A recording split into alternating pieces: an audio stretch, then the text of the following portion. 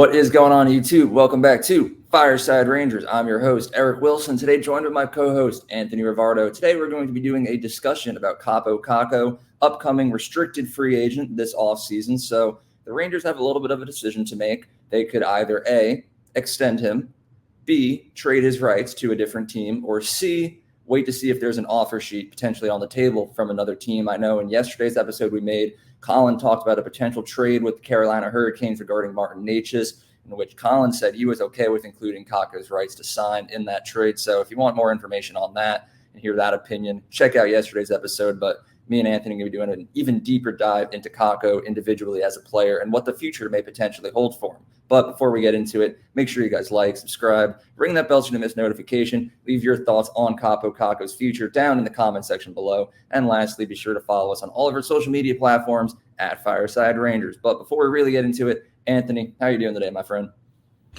I'm doing pretty good. And listen, Kaapo Kakko, a player who obviously entered the NHL with a lot of excitement and intrigue, a player who probably has not lived up to the expectations and become what Rangers fans wanted him to be. But so far, he hasn't had necessarily a bad career. He's not a bad player by any means, but is he the star that everybody wanted him to be? No, he's not. And now we're at a point where obviously played out that bridge deal and once again a restricted free agent. So for the second time in the last 2-3 years, we have to make a decision on his future. How much do we want to keep kicking the can down the road? How long do we want to keep extending Kaapo Kakko's stay in Broadway? That's going to be the big question for the Rangers, one of the many big questions that they have to answer this offseason. And unfortunately, because of how many questions that they have to answer, it could have some sort of a domino effect on Kaapo Kakko's future. There are other players that the Rangers maybe need to move off of, or maybe they need to upgrade at other positions. I know first line right wing is like the big one that we keep talking about. Kaapo Kakko, he's had his opportunities there. Hasn't necessarily risen to the occasion, has not become the answer at first line right wing. If he was, we wouldn't be talking about that being the biggest need heading into this offseason. So when you combine that with the fact that the Rangers have a whole lot of other roster moves that they really should make this offseason, Kaapo Kakko's future, long-term future with the Rangers becomes very uncertain. And so I think that it's going to be an intriguing offseason. Chris Drury, like I said, has a lot of big decisions to make, Kaapo Kakko being one of the biggest.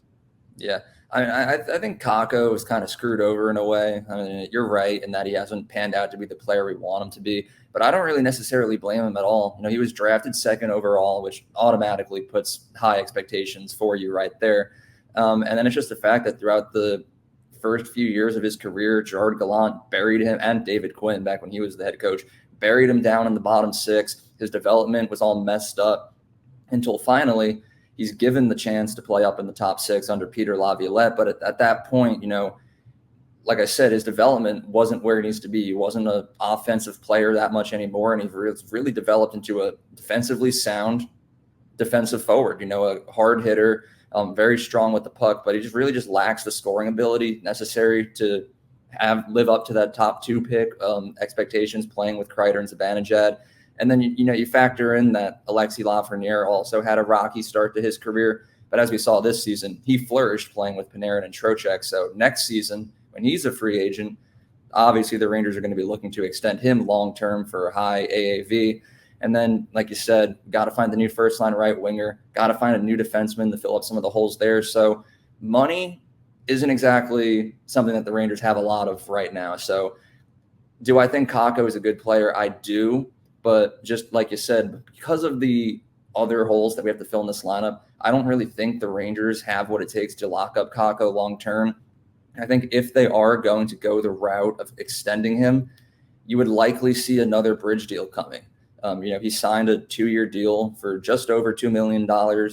I'm sure he'd be looking for a pay raise just because that's the way that things work. But honestly, if he's looking for more than like $2.5 million, anything upwards of $3 million AAV, I don't see the Rangers being able to do that, as unfortunate as it is. So if they're able to re-sign Kakko, I would say yes, 100% do it. He's a very good third-line forward, but he's not going to be any more than that in his career. It's time to accept that fact. And unfortunately, he's not going to get that much money from the Rangers. So if he wants money, I recommend the Rangers send him elsewhere. But like I said, anything less than $3 million for like a year or two, I think the Rangers can make that happen. But as far as extending him goes, and like, what are you willing to spend on a guy like Kakko? And do you really see it happening?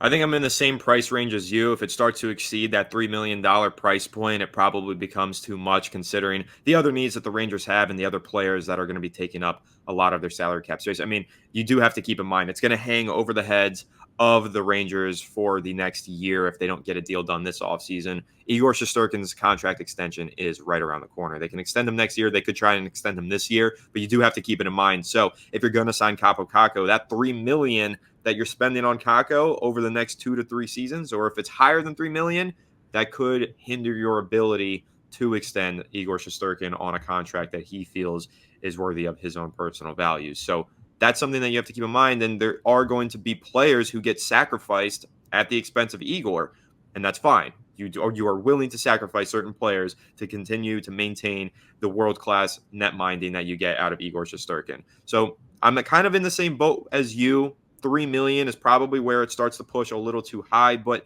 I just have to highlight the fact that it is ultimately disappointing that we are here 2 years after this bridge deal has completed talking about potentially signing Kaapo Kakko to another bridge deal rather than signing him to a long-term extension and making him a focal point in the top 6. We're talking about a third line grinder on another bridge deal so that he can have a little bit more time to develop and prove himself. That's ultimately a disappointment. And because of that, I am fine moving off of Kaapo Kakko. He's settling into this role as a third line grinder, like we've kind of mentioned. And yes, that's valuable and that's a player that you like. But I also feel like that's a player you could probably find somewhere in your prospect pool if you develop your talent properly. So I don't think that Kaapo Kakko's future and extending his future and stay with the Rangers should be the highest priority. And in fact, I think that I would rather just add more talent to the top 6, especially after seeing how this postseason went, watching the top 6 kind of falter and disappear for a few of those games. Maybe they really do just need a little bit more talent up there, somebody who's more physical in the top 6, because I know that's been a popular talking point in the comment section on a lot of our videos. The Rangers top 6, not strong enough, not big enough, not physical enough during the postseason, which leads to their second round, third round exits that they've had in recent years, first round last year as well. So maybe just finding somebody who could play that first line right wing role, but has a lot of physicality and strength, that should be the priority. That might be what fixes the problems in the top 6 rather than just, extending one of your bottom 6 contributors. I feel like you could find those a little bit easier. So I would take that money, reinvest it elsewhere if it starts to exceed a certain price point. But again, like you said, under 3 million, I do think it's capable of being fit under the salary cap. I think that Kaapo Kakko is a great third line grinder, as we've mentioned. But moving forward, I don't expect all that much more from him. This isn't like a situation where Alexis Lafreniere had those flashes of potential. Moving him into the top 6 caused him to break out. Kaapo Kakko has been moved into the top 6. He hasn't had that Lafreniere breakout, and that's very unfortunate to say. But ultimately, I think that if a trade offer were to come along for Kaapo Kakko, or if there was some sort of trade that we made that we needed to include Kaapo Kakko in order to add some talent into that top 6, there's really nothing stopping me from including Kakko in any of those deals or making a deal for Kakko, because I don't think that he's the most irreplaceable player. Yeah, I mean, you're definitely right. Top 6, first line right winger. That should be the number one priority. If the right deal is there to extend Kakko, I'd have no problem accepting it. But who knows? Because as far as I've seen throughout Rangers news, Rangers Twitter, I haven't heard any rumors about possible contract extensions regarding Kakko at all. So time will tell if the Rangers are going to go out and try to extend him. We'll see. But in the chance that the Rangers aren't planning on extending him, they have 2 other options: trade his signing rights to another team, or wait and see if there's an offer sheet coming his way. Now, if the Rangers were to trade his rights, I know, like I said earlier, yesterday's episode, we talked about the Carolina Hurricanes. A guy like Kakko, who's a very good defensive forward, fits right into their system. I've seen some other fans on Twitter talking about how the Montreal Canadiens might be a good fit. Kakko would, on a very young core over there in Montreal too, would fit right in with their system as well. Now, as far as return packages, I'm not sure. I know Carolina, we talked about Martin Necas or Brett Pesce possibly coming over to the Rangers. Montreal, I don't really know who they would have that I would be interested in signing, but I would have to do more of a deep dive into their roster. I think if the Rangers aren't going to re-sign Kakko, the likeliest option would be an offer sheet, which I spent an abundance of time researching how it works before today's episode, and man, it's complicated. So just to put it like as simply as possible, a team can come to Kakko with an offer That's usually a lot more money than the Rangers would be wanting to pay. The Rangers could either match that, or Kakko has the choice to go sign with this new team. And depending on what number that average annual value is that this random team would be offering Kakko, the Rangers would receive some sort of compensation based on what that number is. There's different price ranges. I know between like just over 1 million and just over 2 million, the compensation is a third round pick.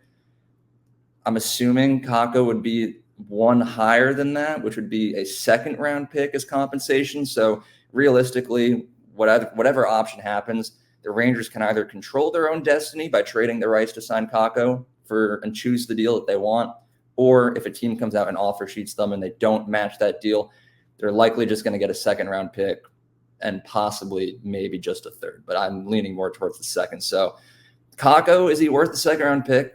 I think so. You're clearing up some cap space and you're getting extra draft capital in return. Doesn't sound like a bad deal to me, but like I said, if I'm Chris Drury, I would like to have the advantage, roll the dice myself, approach teams with a deal for Kakko's rights and see if you can get something maybe a little bit more, maybe involve a player who can play in your top six or on your defensive core. But at the end of the day, if the Rangers don't extend Kakko, I don't see a bad option here. I think the Rangers would get good value for him no matter what happens. So I'm not sure how you feel about either of those options, but which one would you be leaning towards if you could?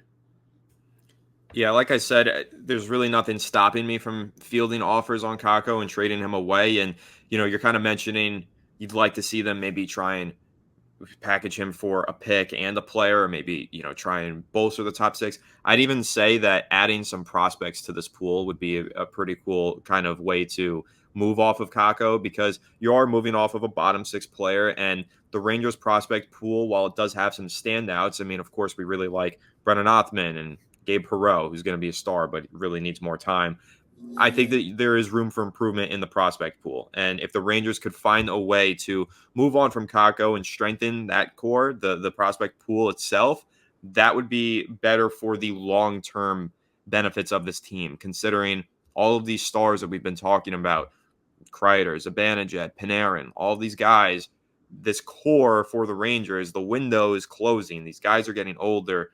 Finding a way to add more prospects and more young talent, I think, is kind of the way to go. So Kakko, while he still has this value as a young talent himself, but not with the highest ceiling, I would like to see the Rangers maybe try to move off of him, bring in a younger player with even more potential, probably more risk involved because we already know what Kakko is and he is a solid player. But moving off of Kakko for a younger player with more potential, I think would be an interesting way to not only plan to make this team better in 2024, but also beyond and plan long term, because we know that this core is on its way out in the next couple of years. These guys aren't going to play forever. We're not going to have 10 more years of Kreider, Panarin, and Zibanejad and these other players. So I think that finding a way to get younger, and whether that just means taking the second round pick and, investing that into a player who's solid in your prospect pool and developing him, or if you're trading him for a prospect, I think that there are many ways to do this. But the way that I would lean is, yes, I'd like to see the Rangers try to package Kakko in a deal for a top six game changer. But if that's not able to happen, I want to see them move off of him and bring in somebody younger, somebody to strengthen their prospect pool and give this team a little bit more talent long term. Yeah, I agree.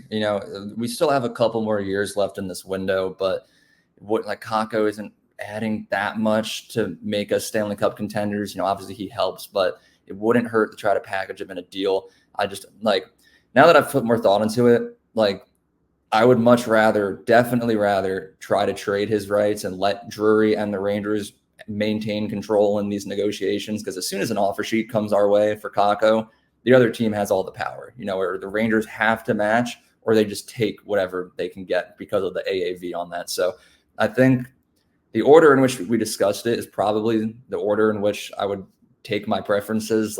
First, try to extend him for really cheap if you can. But if it's too expensive, then you try to trade his rights. And if no one's biting, wait and see if there's an offer sheet on the table or something. So that's probably the order in which I would take it. But, I like Kakko. I was a very big defender of him. But for the betterment of the team and the sake of winning a Stanley Cup for the first time in 31 years, I can now say, it might be best to move on, as unfortunate as it is. But I've pretty much shared all my thoughts, unless you have any final closing remarks.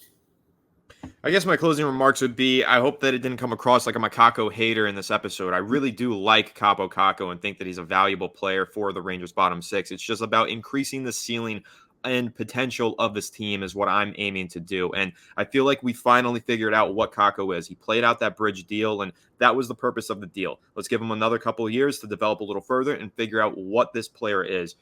We wanted him to develop into that top six player. He didn't. Now we know he is a bottom six player. Now I think that the Rangers should continue to try and find high potential players who are young and hopefully find more top six big time contributors.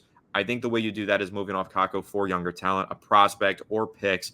That's just where I'm coming from. I'm thinking about the long term of this team. I know that a lot of fans might say, but Kakko is so young. Kakko is the long term of this team.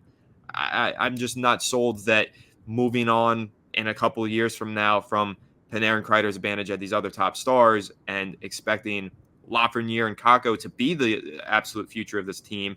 Like I've said, Lafreniere is a top six player. He's an excellent player, but expecting these guys to just continue an upward trajectory, sometimes players plateau. Sometimes players have a downward trajectory based on a year to year. There are so many factors that come into play here. And because of all that, I think that finding fresh blood, fresh young talent that has that high potential to maybe be a core foundational building block for the future of this team should be the priority when the Rangers can make it one. And I know that the priority is going to be continuing to maximize this playoff window or this championship window that the Rangers are in, which is why they're going to try their best to add more top six talent and more talent to this team.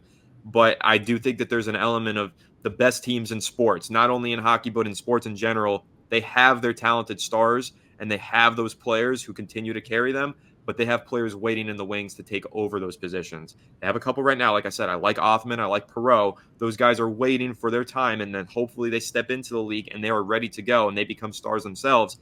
But the Rangers need more players like that, more prospects, more young talent that can one day step in and be building blocks for this team. I think the ceiling is a little too limited with Kaapo Kakko, which is why I would advocate for getting younger and getting more potential. But again, like I said, that's only if it reaches a certain price point. If you're paying under $3 million AAV for Kaapo Kakko, you're getting a very quality bottom six player, and we are more than happy to keep him around and continue to build through the Rangers roster right now with Kaapo Kakko on it. But like I said, if the price point starts to exceed that figure, I'm looking ahead and trying to find some young talent that could be long-term building blocks on this team. And one more thing that I thought of just now is, like, if you take Kaapo Kakko out of this lineup, one guy the Rangers have in their prospects pool right now is Adam Edstrom.